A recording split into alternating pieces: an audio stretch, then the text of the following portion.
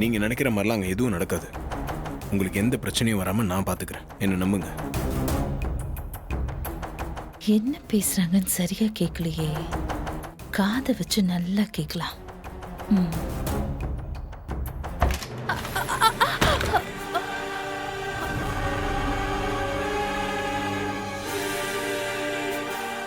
ஐயோ. அண்ணி, என்ன பண்ணிட்டு இருக்கீங்க? அ, அ, பேசுறத விட்டு கேக்குறீங்களா? அம், அசிங்கமா இல்ல? ஏன் இப்படிலாம் பண்றீங்க? இல்ல கார்த்தி, அது வந்து உங்க ரூம்ல ஆர்கியூமெண்ட் பண்ற மாதிரி சத்தம் கேட்டுச்சா, அதான். சாரி கார்த்தி.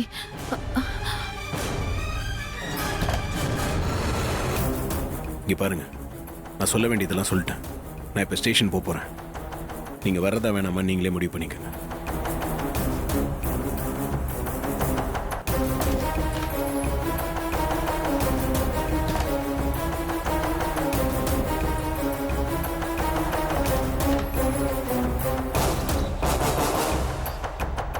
சார் சார், ஒரு லேடி நம்மக்கிட்ட எப்படி தண்ணி காட்டுறா பார்த்தீங்களா சார்? நைட்டு முழுதும் தேடி எங்கேயும் கிடைக்கல. இந்த ஏரியாவில் இருக்கிற ஹாஸ்பிட்டலு, லாட்ஜு, லேடிஸ் ஹாஸ்டல்னு எல்லா இடமும் தேடி பார்த்தாச்சு. எங்கேயும் அவள் இல்லை, எங்கேயும் கிடைக்கல. ஒருவேளை இங்கே தெரிஞ்சவங்க யாராவது இருந்து அவங்க பாதுகாப்பில் இருக்காளோ என்னமோ சார். நீ சொல்றது வேலிட் பாயிண்ட் தான். அந்த அங்கிலே நம்ம விசாரிச்சு பார்க்கணும் சார். நாம அவளை இங்க கொண்டு வந்ததே தப்பு சார். அங்கேயே அவளை என்கவுண்டர் பண்ணிருக்கணும் சார். சரி விடியா, இந்த ஊர் போலீஸ் ஹெல்ப்போட அவளை கண்டுபிடிச்சு எப்படியும் போட்டு தள்ளிடலாம். Okay sir. Hello hello sir, I am inspector Saravanavel. I am Kishore, Bangalore Bannerghatta station inspector. உட்காருங்க. சாரி சார், ஒரு கேஸ் விஷயமா வெளியில போயிருந்தேன், அதான் வரதுக்கு லேட் ஆயிடுச்சு. எஸ்ஐ ஃபோன்ல எல்லா விஷயத்தையும் சொல்லிட்டாரு. சொல்லுங்க சார், என்ன ஹெல்ப் வேணும் உங்களுக்கு? சார், நாங்கள் ஒரு லேடி அக்யூஸ்ட ஒரு கேஸ் விஷயமா விசாரிக்கிறதுக்காக ஜெயில இருந்து இங்கே கொண்டு வந்தோம். வந்த இடத்துல அவ எப்படி எங்களை ஏமாத்தி எஸ்கேப் ஆயிட்டா. அவ எஸ்கேப் ஆனது இந்த ஏரியால தான் சார். அப்படியா? அவளுக்கு அடிபட்டு உடம்புலாம் காயம் இருந்ததுனால ட்ரீட்மெண்ட் எடுக்க சான்ஸ் இருக்குன்னு இந்த ஏரியால இருக்கிற எல்லா ஹாஸ்பிட்டலையும் தேடி பார்த்துட்டோம். நைட்டு முழுக்க ஹோட்டல், லாட்ஜ், லேடிஸ் ஹாஸ்டல்னு எல்லா இடத்துலையும் தேடி பார்த்துட்டோம். அவ எங்கேயுமே கிடைக்கல.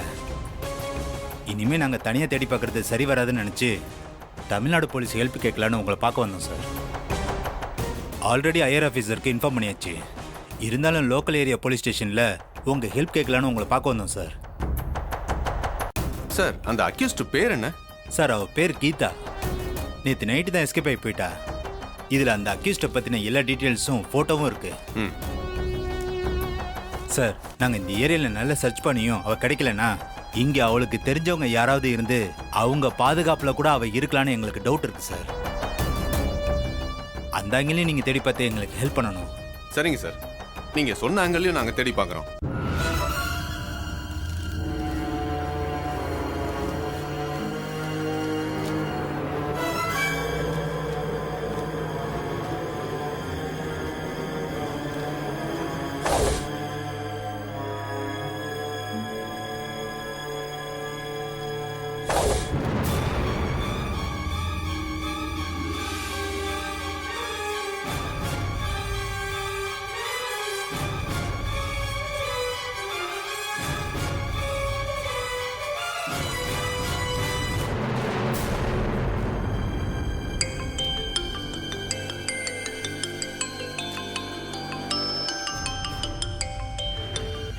சார், கமிஷனர் தான் ஃபோன் பண்றாரு.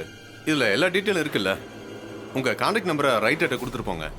நாங்க தேடி பார்த்து அக்யூஸ்ட் பத்தி எந்த தகவல் கிடைச்சாலும் உங்களுக்கு நான் அப்டேட் பண்றேன். சரிங்க சார், அப்ப நாங்க கிளம்புறோம். Okay sir.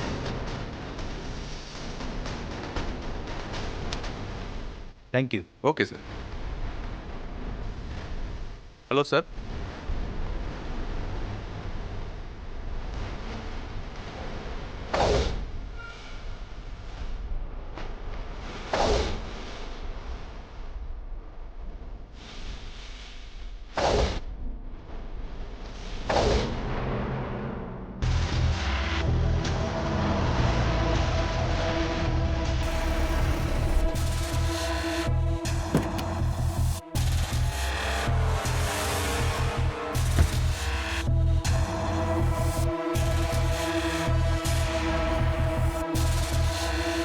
என்னங்க உள்ளே உட்காந்துட்டு இருக்கீங்க? வாங்க.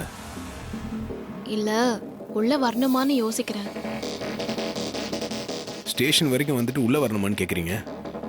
வீட்டில் தான் ஆர்கியூ பண்ணீங்க, இங்கே வந்துட்டு திரும்ப அதே கேட்குறீங்க. நீங்கள் ஸ்டேஷன் வரத்துக்கு ஏன் தயங்குறீங்கன்னு எனக்கு புரியல. சார், நான் தீபா இல்லைல்ல, அவங்க ஏதாவது ப்ரெஷர் கொடுத்தாங்கன்னா நான் கன்ஃபியூஸ் ஆயிடுவேணும்னு ரொம்ப பயமா இருக்கு. அதான் உள்ள வர கொஞ்சம் தயக்கமா இருக்கு. ஏங்க, இந்த ஸ்டேஷன் இன்ஸ்பெக்டர் சரவணன் என்னோட ஃப்ரெண்டு தாங்க. அவர் ஃப்ரெண்ட்லியாக தாங்க என்கொயரி பண்ணுவார். அவர் உங்களை என்கொயரி பண்ணுறப்ப எனக்கு கிட்னாப் பண்ணவங்க எனக்கு மயக்க மருந்து கொடுத்துட்டாங்க. அங்கேயே நான் மயங்கிட்டேன். அப்புறம் எனக்கு என்ன ஆச்சுன்னு எனக்கு தெரியாது. அதுக்கப்புறம் நான் ஹாஸ்பிட்டலில் தான் எழுந்தேன். இதை மட்டும் நீங்கள் சொல்லுங்கள், மற்றதெல்லாம் நான் பேசிக்கிறேன். சரி சார், நான் உங்களை நம்பி தான் வர போறேன். ஏதாச்சும் ப்ராப்ளம் ஆச்சுன்னா நீங்க பாத்துக்கோங்க. சரி, நீங்க இன்ஸ்பெக்டர் வந்துட்டாரா இல்லையான்னு பார்த்துட்டு வாங்க, நான் வரேன். ஆ சரி, நான் பார்க்குறேன்.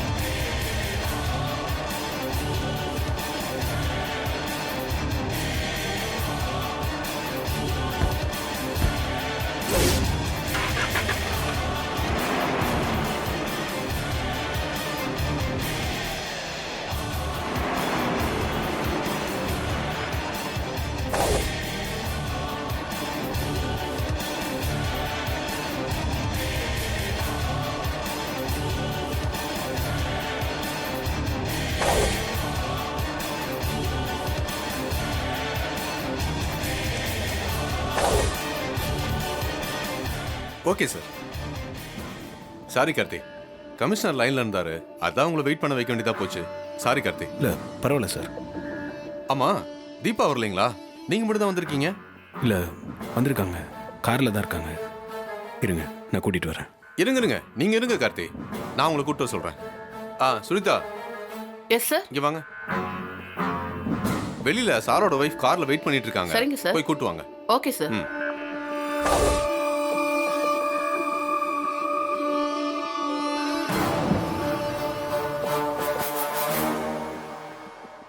மேடம், நீங்க தானே தீபா?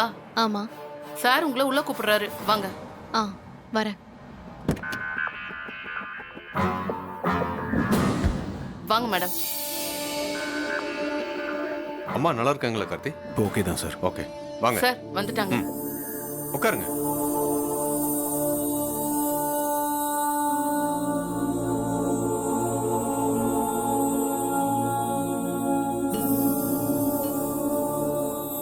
தீபா, இன்னும் கூட என்னால நம்ப முடியல. நீங்க தான் தீபாவா? இல்ல உங்க பேரை சொல்லிட்டு வேற யாராவது என் கண்ணு முன்னாடி உட்காந்துருக்காங்களான்னு தெரியல. நான் கேட்கிற கேள்வி எல்லாத்துக்கும் நீங்க கரெக்டா பதில் சொல்லணும். அப்பதான் உங்களுக்கு என்ன நடந்துச்சு, ரியாவை சுட்டது யாரு, ரம்யாவுக்கு என்ன நடந்துச்சுன்னு எல்லாத்தையுமே தெரிஞ்சுக்க முடியும். கேளுங்க சார். ரம்யாவும் ரியாவும் உங்களை கடத்திட்டு போனாங்கல்ல? ஆமா. அவங்க உங்களை நேரா அந்த மலைப்பகுதிக்கு தான் கடத்திட்டு போனாங்களா? சார், அவங்க 2 பேரும் என்னை கார்ல கடத்திட்டு போறப்பவே அவங்க என் முகத்துல மயக்க மருந்து ஸ்ப்ரே பண்ணிட்டாங்க. நான் கொஞ்ச நேரத்திலேயே மயக்கம் ஆயிட்டேன். அப்புறம் கண் முழிச்சு பார்த்தா நான் ஹாஸ்பிட்டல்ல இருந்தேன். அதுக்கிடையில என்ன நடந்துச்சுன்னு எனக்கு தெரியாது சார். என்ன சொல்றீங்க தீபா? அப்போ ரியா எப்படி செத்தான்னு உங்களுக்கு தெரியாதா? தெரியாது சார். அப்போ ரம்யாவுக்கு என்ன நடந்துச்சுன்னு உங்களுக்கு தெரியாதா? தெரியாது சார். அது சரி, உங்க மோதிரம் எப்படி அந்த மலைப்பகுதியில கடந்தது?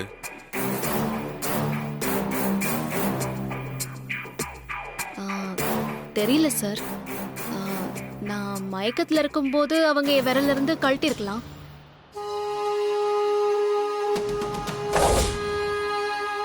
என்ன எல்லாம் ஒரே குழப்பமா இருக்கு. ரியா மலையில செத்து கிடந்தாங்க, ரம்யாவுக்கு என்ன நடந்துச்சுன்னே தெரியல. நீங்க மயக்கமாயிட்டீங்க, உங்க மோதிரம் மலைப்பகுதியில கீழே கிடந்தது. எல்லாம் ஒண்ணுக்கு ஒண்ணு சம்மந்தம் இல்லாத மாதிரி துண்டு துண்டா தெரியுது. சார் இதெல்லாம் நீங்க தான் கண்டுபிடிக்கணும். நான் மயக்கத்துல இருந்ததுனால எனக்கு நிறைய விஷயம் தெரியல. நீங்க கண்டுபிடிச்சு சொன்னாதான் என்னால தெரிஞ்சுக்க முடியும். சரி, நீங்க மயங்கி ஹாஸ்பிட்டல்ல இருந்தா உங்க புடவை மட்டும் எப்படி அந்த பள்ளத்துல இருந்து கிடைச்சது?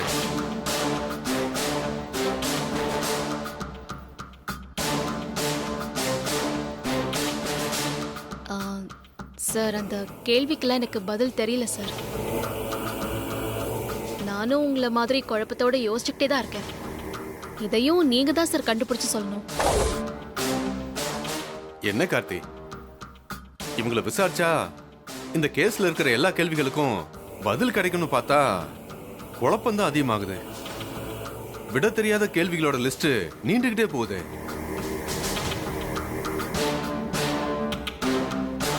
தீபா, நல்லா திங்க் பண்ணி பாருங்க. கார்ல தான் அந்த சம்பவம் நடந்துச்சா?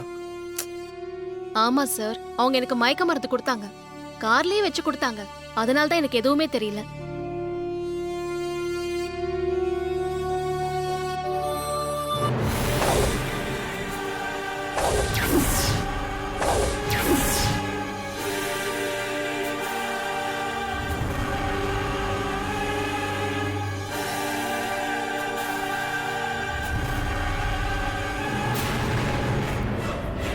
என்ன இந்த கேஸ்ல எந்த இம்ப்ரூவ்மெண்ட்டுமே இல்லாம ஆரம்பிச்ச இடத்துல நிக்கிற மாதிரி இருக்கு. கமிஷனர் கூட அந்த கேஸை பத்தி என்கிட்ட பேசிட்டு இருந்தாரு. அவருக்கு என்ன பதில் சொல்றேன்னு தெரியல கார்த்தி.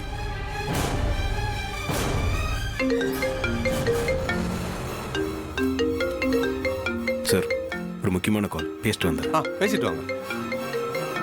ஹலோ. யா.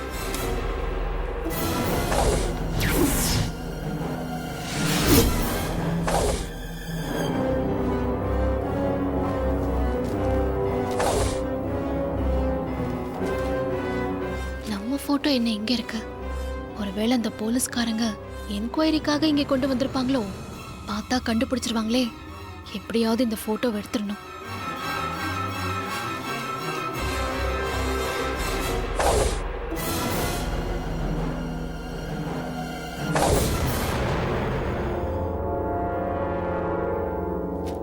Excuse me.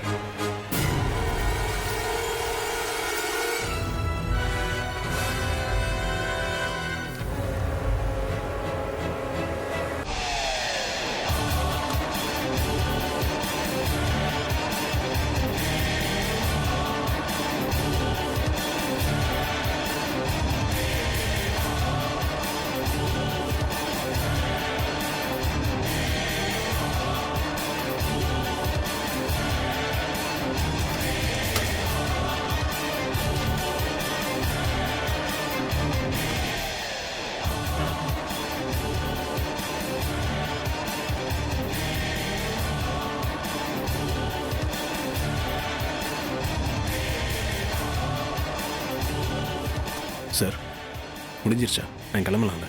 கார்த்தி, இன்னைக்கு என்கொயரி முடிச்சுப்போம். எனக்கே எல்லாம் ரொம்ப குழப்பமா இருக்கு. இன்னொரு நாள் மற்ற என்கொயரி வச்சுக்கலாமா? சரிங்க சார், போலாம்.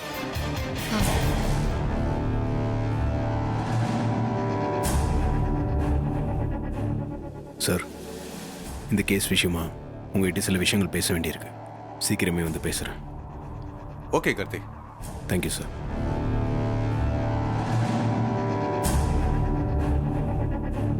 தீபா சொல்றது முழுசும் நம்ப முடியலையே. ஏதோ தப்பு இருக்கிற மாதிரி தோணுது.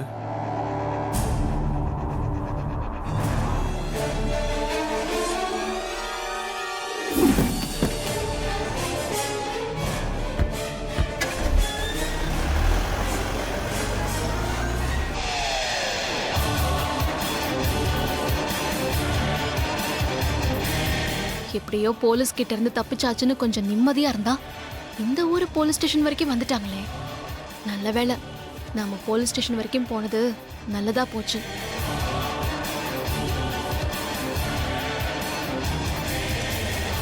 இல்லைனா இந்த ஃபோட்டோவை பார்த்து போலீஸ் இந்த வீட்டுக்கு வந்து நம்மளை அரெஸ்ட் பண்ணி இழுத்துட்டு போய் உடனே அந்த போலீஸ் கிட்ட ஒப்படைச்சிருப்பாங்க. அவங்க உடனே அடுத்த நிமிஷமே என்னை என்கவுண்டரும் பண்ணியிருப்பாங்க. எப்படியும் போலீஸ்காரங்க இங்கே தான் கொஞ்ச நாளைக்கு சுத்திட்டு இருப்பாங்க. அதனால கொஞ்ச நாளைக்கு யார் கண்ணிலையும் படாம இருக்கிறதா நல்லது. தீபா, நீ கொஞ்சம் வாமா.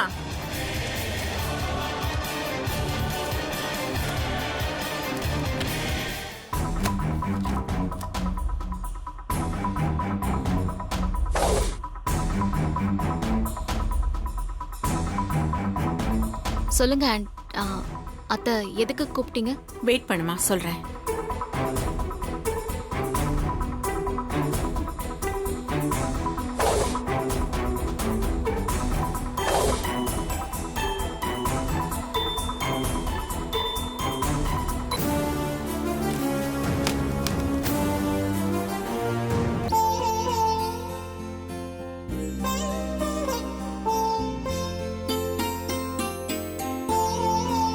வாங்க சாமி, உள்ள வாங்க. ம், வாங்க சாமி. உட்காருங்க. நமஸ்காரம். நமஸ்காரம். உட்காருங்க. சொல்லுங்கம்மா, வர சொன்னீங்களே, என்ன விஷயம்? அது ஒண்ணு இல்லைங்க. என் பையன் கார்த்தியோட விஷயமா பேசுறதுக்காக தான் உங்களை வர சொன்னேன். உங்களுக்கும் எல்லா விஷயமும் தெரிஞ்சிருக்கும்னு நினைக்கிறேன். என் பையன் கல்யாணம் மணமேடை வரைக்கும் போய் கல்யாணம் நடக்காம போயிடுச்சு. கல்யாணத்துல என்னென்னமோ நடந்து என் மருமக காணாம போய் இப்பதான் கிடைச்சிருக்கா. எனக்கும் கொஞ்சம் உடம்புக்கு முடியாம போய் இப்பதான் கொஞ்சம் தேறி வந்துகிட்டு இருக்கேன்.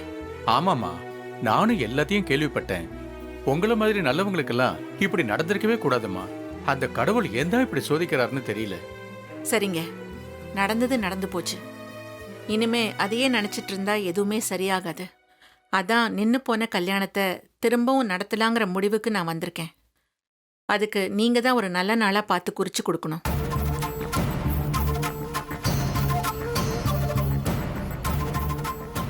சரிங்கம்மா, இருங்க, பார்த்து சொல்றேன். சரிங்க.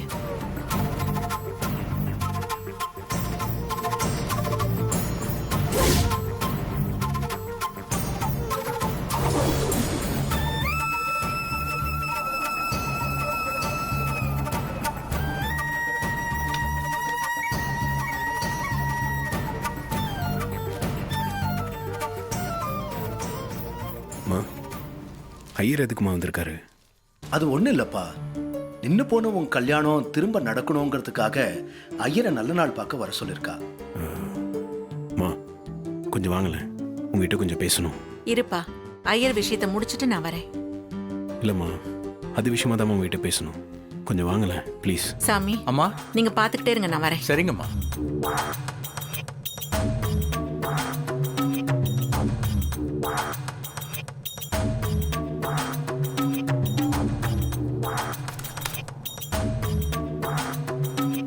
சொல்லுப்பா, என்ன விஷயம்? அம்மா, நேற்று தானம்மா நான் சொன்னேன். இப்போ எதுக்குமா ஐயரை வர சொன்னீங்க? திரும்ப கல்யாணத்தை தள்ளி போடுறதுனால என்னப்பா ஆக போகுது? என்னாலதான் உங்களுக்கு இந்த நிலைமைன்னு எனக்கு ஒரே குற்ற உணர்ச்சியா இருக்குப்பா. அம்மா, நீங்கள் சொல்கிறதெல்லாம் சரிதான். ஆனால் நடந்த பிரச்சனையிலேருந்து நான் இன்னும் முழுசாக வெளியே வரல. அதுலேருந்து வெளியே வரத்துக்கு எனக்கு கொஞ்சம் டைம் வேணுமா? கார்த்தி, தீபா ரொம்ப ஆசைப்பட்டது இந்த கல்யாணத்துக்கு தான்ப்பா. அது நடக்காததுனால அவளும் மனசளவுல பாதிக்கப்பட்டிருப்பா. அதை ரொம்ப நாளைக்கு நீடிக்க விடக்கூடாதுப்பா. சீக்கிரமே அவ கழுத்துல தாலி ஏறினாதான் அவளும் சந்தோஷமா இருப்பா, நானும் நிம்மதியா இருப்பேன். அதனால கல்யாணத்தை ரொம்ப நாள் தள்ளி போட முடியாது. சரிம்மா, எனக்கு ஒரு 10 days அது டைம் கொடுங்க. அதுக்கப்புறம் இதை பற்றி பேசலாம். சரிப்பா, 10 days கழிச்சே கல்யாணத்தை வச்சுக்கலாம். ஆனா நாள் மட்டும் இப்ப குறிச்சிடுறேன். மாமா, என்னம்மா? நீ வாப்பா.